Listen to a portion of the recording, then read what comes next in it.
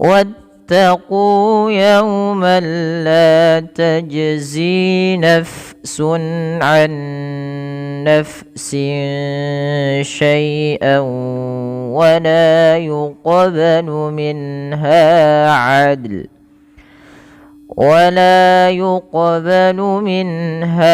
عدل ولا تنفعها شفاعة ولا هم ينصرون. Baik, kita perhatikan pada lafal wattaqu yawman la.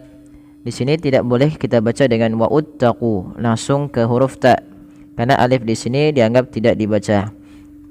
Jadi tidak dipanjangkan juga wattaqu, tapi langsung kata wattaqu. Pada lafal qu ada bacaan berupa mat tabi'i, yang dimana kunya dipanjangkan 2 harakat, dan alif bila ditandai dengan sifar mustadir di atasnya maka alifnya dianggap tidak dibaca, dan maka diwarnai dalam mushaf ini yaitu diwarnai dengan abu-abu, artinya dianggap tidak dibaca. Kemudian yaumalla, masukkan tanwin pada huruf man ketika bertemu dengan lam, dan di sini kita hukumi ketika adanya tanwin bertemu dengan huruf lam dengan bacaan yang dinamakan dengan idgham bila gunnah. Idgham artinya memasukkan, bila gunnah itu tanpa gunnah, tanpa disertai dengan gunnah. Gunnah adalah yaitu memasukkan ke rongga hidung kita, bunyi suara itu ke rongga hidung. Maka di sini idgham bila gunnah juga dikenal juga dengan idgham kamil, yaitu idgham yang sempurna, yang dimana nun dan tanwinnya hilang secara utuh. Jadi tidak boleh lagi dibaca wattaqu yauman la, tapi langsung masuk ke lam, wattaqu yauman la, dan tidak ada penahanan di dalam membacanya. Pada lafal la mat tabi'i ada fathah bertemu alif. Tajzi jim diwarnai di sini warna biru, menandakan huruf jim ini dibaca dengan memantul. Nah, istilah memantul di dalam bahasa Arab karena sifat makhrajnya ada mantulannya, yaitu kita namakan dengan qalqala. Qalqalah ya. Qalqala berasal dari kata qalqala yuqalqilu qalqalatan. Kadi pantulkan. Kesalahan yang terjadi teman-teman di dalam melafalkan qalqalah adalah tidak memantulkannya, seperti la tajzi, ini tidak memantul. Nah, ini salah. Yang kedua, ada bernapas dan dia berhenti dan menambah hamzah. Contoh, la tajzi. Nah, ini putus, padahal dia tidak seperti itu. Bagaimana cara melafalkan yang baik adalah dia memantul sembari tidak putus. La tajzi. Oke, bisa diperhatikan ya teman-teman ya perbedaannya, mudah-mudahan. Kemudian melafal zi ada mat tabi'i lagi, kasrah bertemu ya sukun. Nafsun an nafsin. Pada lafal nafsun huruf fa harus dialirkan nafasnya. Nah, mengalirnya nafas di dalam di dalam kajian ilmu tajwid yaitu kita kenal dengan istilah sifatnya namanya hams, yaitu mengalirnya nafas. Nah, dia ketika ada fa alirkan nafasnya. Tidak ditahan, naf. Nah, tidak diganti pula dengan huruf p, tapi dia mengalir f. Ya, nafsun. Jelaskan pada lafal sun. Kenapa di sini tanwinnya dibaca dengan jelas? Karena bertemu dengan huruf ain, yang mana huruf ain merupakan huruf halqi, yaitu yang keluar dari tenggorokan. Maka hukum tajwidnya dikenal dengan izhar halqi. Izhar artinya membaca suara nun sukun dan tanwin dengan jelas. Ya, nafsun anna. Apabila ada nun sukun bertemu dengan nun setelahnya, maka membacanya nunnya dimasukkan ke huruf nun kedua dan ditahan, dan ini kita kenal dengan idgham bi gunnah.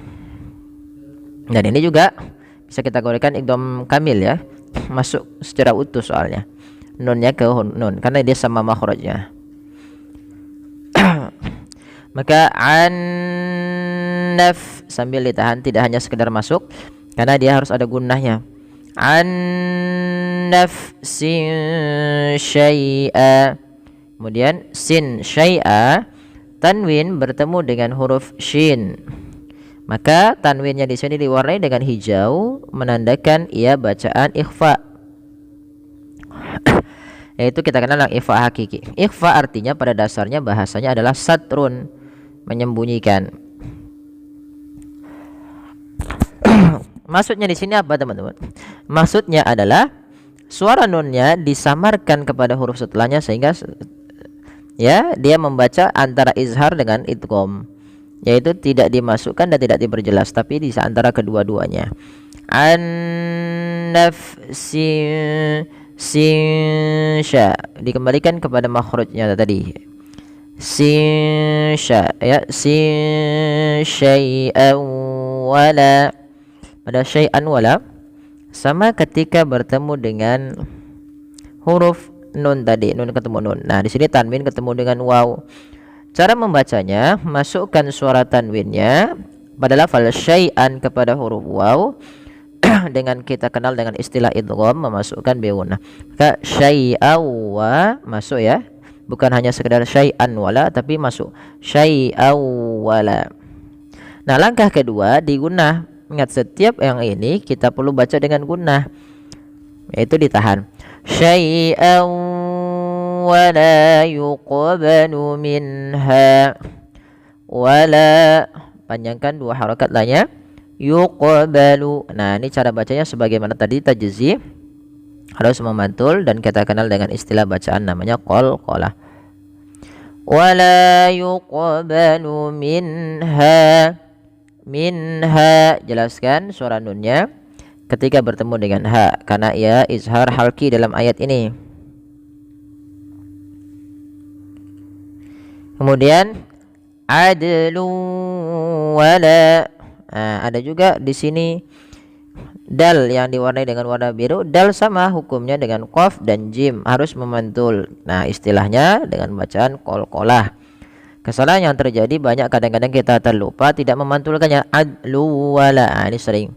Padahal dia harus mantul. Adlu wala. Ya. Kemudian pada lafal luwa ini sama ketika bertemu sebagaimana syai'an wa, yaitu tanwinnya masuk ke huruf waw karena di sini ada bacaan idgham bi gunnah. Jadi tanwinnya wajib dimasukkan ke huruf waw.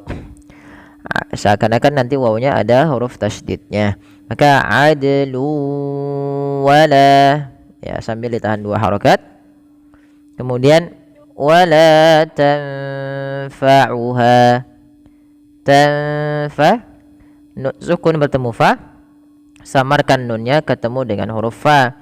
Maka tanfa, tanfa. Tidak dijelaskan sebagaimana izhar, tidak dibaca wala tanfa'uha. Kadang-kadang sering terlupa.